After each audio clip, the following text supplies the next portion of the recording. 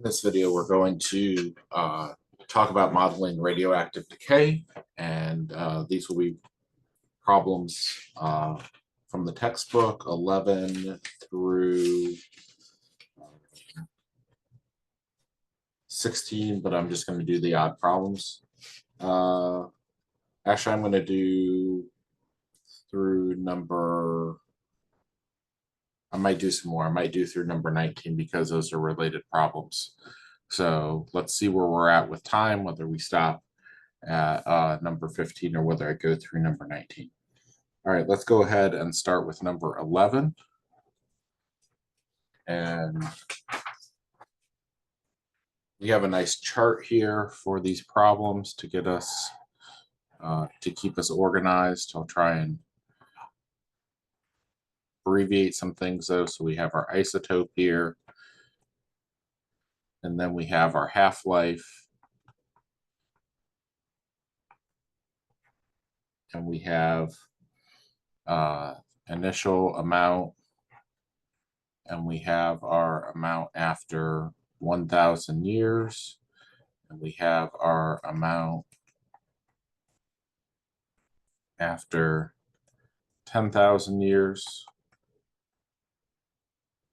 And so our first isotope that we're talking about is radium-226. And it has a half-life of 1,599 years. We start off with 10 grams of the substance, and we want to know how much is left after 1,000 years. So our quantity, or our amount that's left after T years, is going to be the initial amount times 1/2 to the little t divided by big T, where this is big T, little t is this amount of time here.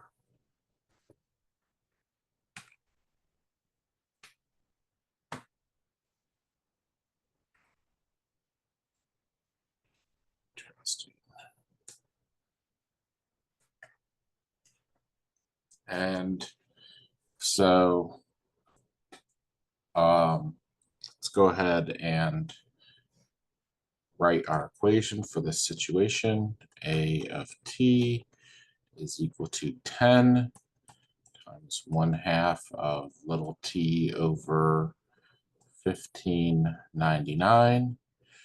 So A of 1,000 is going to be 10 times 0.5 to the 1,000 divided by 1599.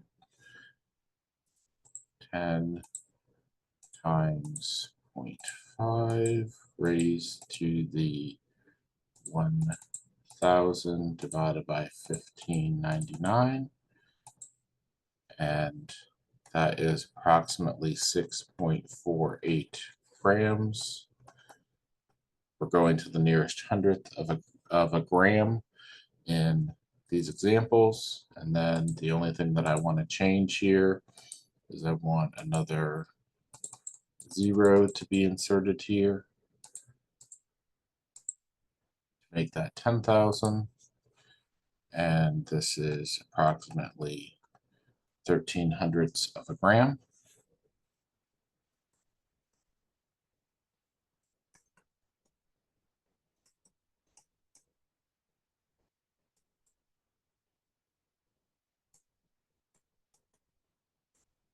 All right, so let's look now at number 13. Again, I'm going to let you do the even problems by yourself. They're very similar. And I'm going to leave the chart up here and just change which numbers they give me. So on number 13, we're dealing with that isotope, and it has a much longer half-life. And one of the things that I wrote in, 2.1 grams, and there we go. So I have an isotope with a half-life of 24,100 years. I know that the substance is 1,000 years old and there's 2.1 grams of it. How much did I start off with? So remember that AT is equal to A naught times 1/2 little t divided by big T. So A of 1,000 is equal to A naught times 1/2 of 1,000 divided by 24,100. And that needs to be equal to 2.1. So A naught is equal to 2.1 times 1/2 to the negative 1,000 divided by 24,100. 2.1 times 0.5 raised to the negative 1,000 divided by 24,100. That's the same thing as me saying that I want to divide by 1/2 to the 1,000 divided by 24,100. And you can write it that way if you prefer that to the negative exponent. This is approximately 2.16 grams. I started to write that in just a minute ago. And now that means that A of 10,000 can be calculated by me putting in this 2.16 grams times 1/2 to the 10,000 divided by 24,100. So 2.16. I don't love putting the rounded value in here, but that's what I think the book is doing. So that's what I'm going to do. 10,000 divided by 24,100 is 1.62. And I can tell you, having done this on my own, using the non-rounded value here, it doesn't make any difference to the nearest hundredth of a gram. So that was number 13 that we just did. Forgot to change the number there. So that was 13, and I'm about to do number 15. So let's go ahead and clear this work here.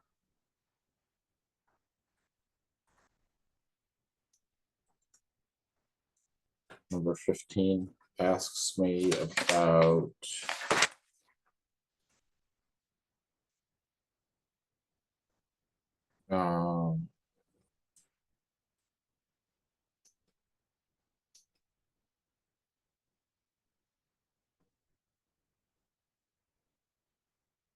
CM. This is 4730. This is blank and that's blank.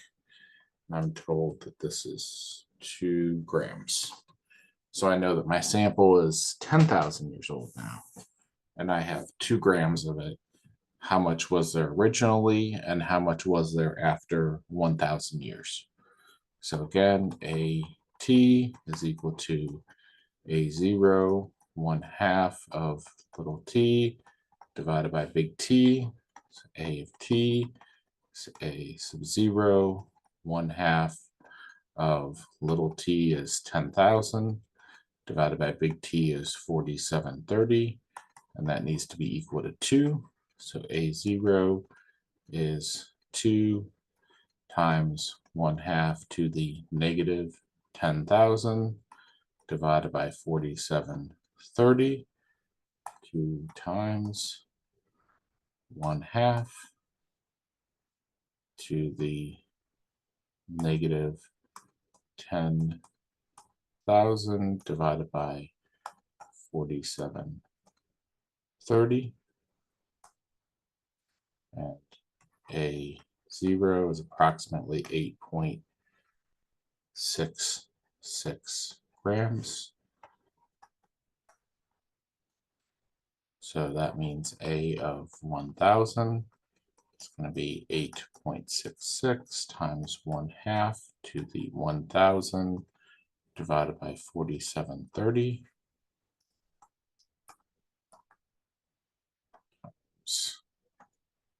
1/2 to the 1,000 divided by 4730 is 7.48 grams. All right, how are we doing on time?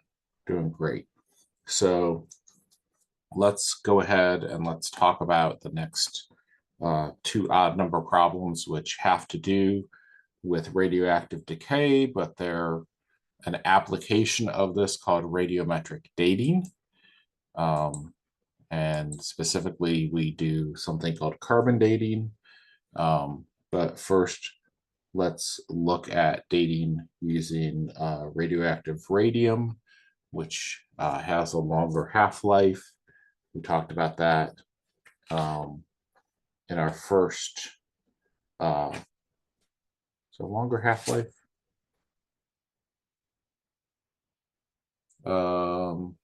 No, it has a lot shorter half-life. Sorry about that. So, but it's good for things that are not very old. So the longer the half-life, the better we can use that isotope to date things that are older. Things that have half-lives that are too short, we wouldn't be able to get a good sample of the little bit of radioactive material that's left without ruining the entire sample. If it had cut itself in half too many times too quickly. So we just want to know that there was an original amount, A0 here. How much of this will be left after 900 years? Percentage-wise, if the half-life of this radioactive isotope is 1,599 years. So big T is 1,599 years. Little t is going to be 900 years. We don't know A0, but what we want to do is we want to divide by A0 to get a percentage. Get the decimal, like the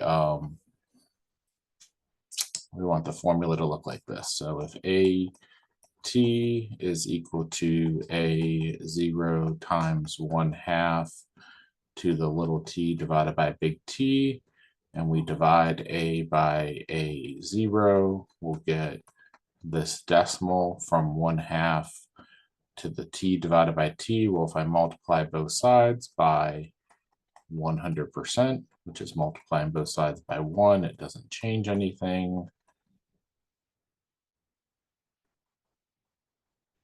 Then I get the percent of the original amount that I have in the final amount. So that's what I want here.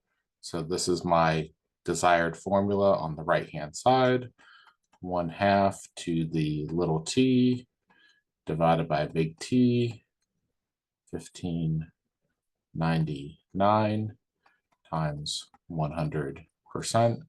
So 0.5 to the 900 divided by 1599. Change that to a percentage. And the book is going to say that this is about 68%. It's not exactly, it's 67.7%, but it's about 68%, the nearest whole percent. And now let's look at a carbon dating example, number 19. And carbon 14, dating assumes that the carbon dioxide on the Earth today has the same radioactive content as it did centuries ago. If this is true, then the amount of carbon-14 absorbed by a tree that grew several centuries ago should be the same as the amount of carbon-14 absorbed by a similar tree today. So you hear a lot of assumptions in there that the tree today is similar to the tree back then, that it has the same absorption rate, that the carbon-14 content in the atmosphere is the same, all of this, right? And so that we have all of these assumptions behind this, but we have to have them to be able to do this dating. So the idea here is that the proportion of carbon-12 to carbon-14 from the atmosphere is the same as in the tree, and that stays constant as long as the tree is alive. But as soon as the tree dies or and starts to decay or is burned, then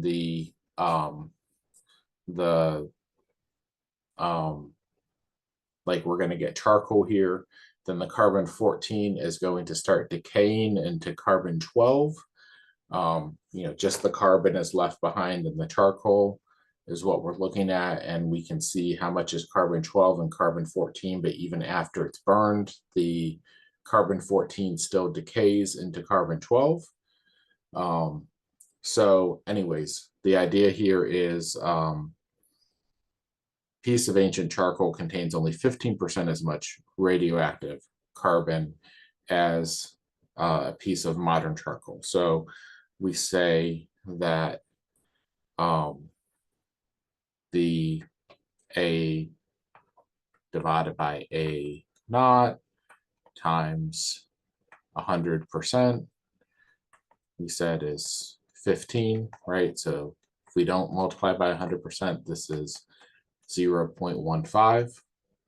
And remember that the other side of the equation was 1/2 to the little t divided by big T, and they tell us that big T is 5715. So we want to figure out now if this is 1/2 to the T over 5715 is 0.15. That means that 0.5 to the T is equal to 0.15 to the 5715. I'll leave that alone for a second. Don't try and put that in your calculator. It'll just say that it's 0. I'm going to take the natural log of both sides.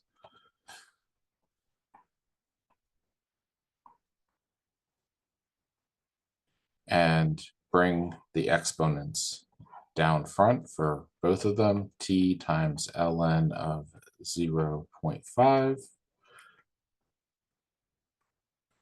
is equal to 5715 ln of 0.15.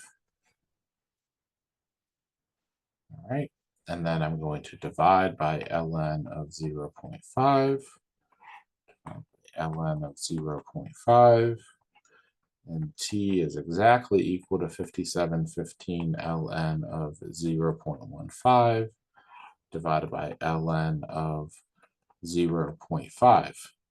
Now let's put that into the calculator. So numerator, 5715 times ln of 0.15, close parenthesis for the log, close parenthesis for the numerator, divided by, open parenthesis for the denominator, ln of 0.5, close parenthesis for the log, close parenthesis for the denominator. T is approximately 15642 when we round to the nearest year.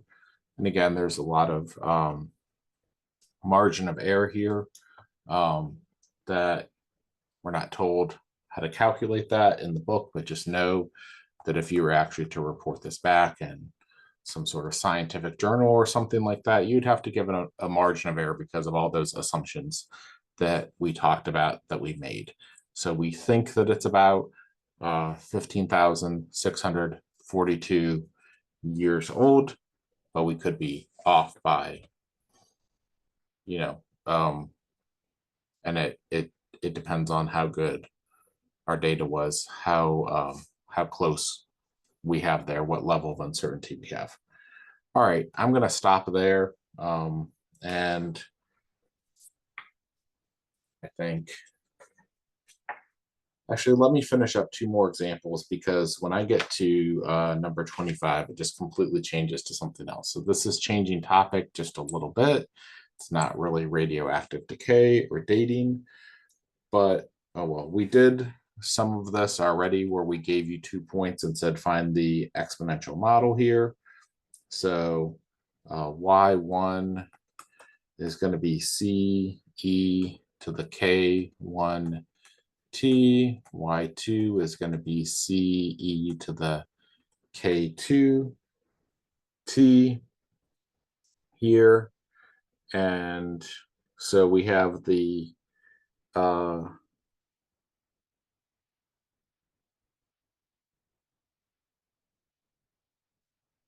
sorry, this is e, and this is 2 to the k2t. So I want base e here, and I want base 2 here, and how does it change the k value? And so we're going to go through the points 0, 5, and the points 12, 20. So let's start off with model 1 here. Y equals capital C e to the k1t. So that means that we have 5 equals C e to the 0. So C equals 5. Y equals 5 e to the k1 t. So 20 is equal to 5 e to the 12 k1. And 20 divided by 5 is 4, is equal to e to the 12 k1. And if I want to solve exactly here, then ln of 4 is equal to 12 k1 to ln of 2 is equal to 12 k1. 1/6 ln of 2 is exactly equal to k1. I can figure that out to 4 decimal places here. Ln of 2 divided by 6 is approximately 0.1155.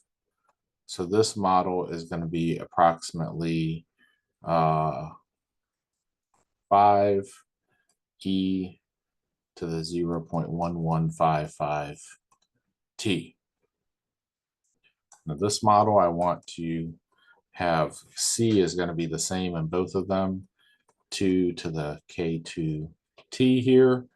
So again, if I say 5, I'm just going to prove to you that they're the same thing.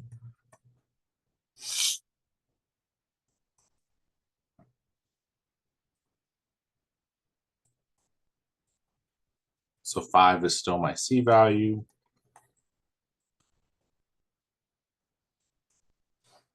And we have 20 is equal to 5 times 2 to the 12k2. So 4 is equal to 2 to the 12k2. Now this is interesting because I know that 2 to the second is equal to 4. So that means 12k2 has to be equal to 2. So k2 has to be 1/6. And so this is exactly 5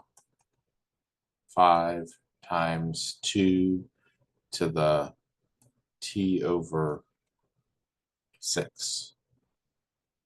That time to double is 6 years. That's what that tells me. So those are my two models. If I want 1/6 as a decimal to approximate it, it's approximately 5 times 2 to the 0.1667 t, but it would be better to leave that as a fraction. All right.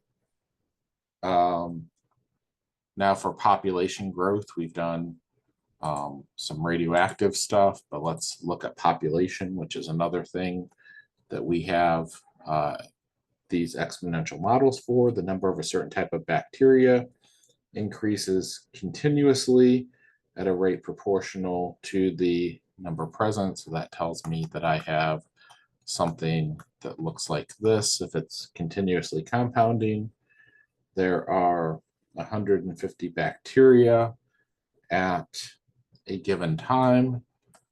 I'll say that that time is 0, and 450 bacteria 5 hours later. How many bacteria will there be in 10 hours after the initial time? So let's build our model. N of t is equal to 150 e to the kt, and I have to find my k value here using my other initial condition, e to the 450 to the 5k is 450, so e to the 5k is, that's a 3, 5k is equal to ln of 3, and k is exactly ln of 3 divided by 5. I can approximate that, but I'm going to use that exactly here. Ln of 3 divided by 5 is about 0.2197. And so that means that this is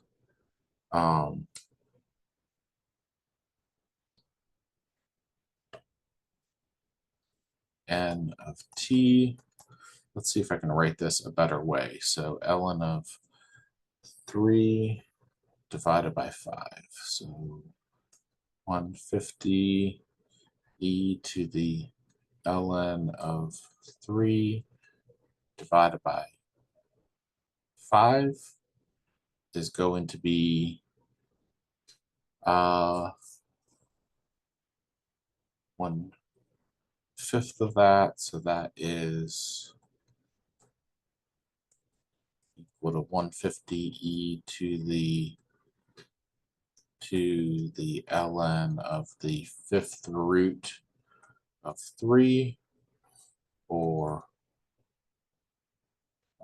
and then there's a t here that I forgot to put. So this is 150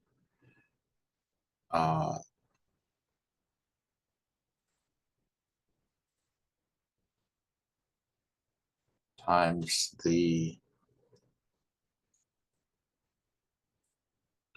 5th root of 3 raised to the t, or 150 times 3 raised to the t over 5.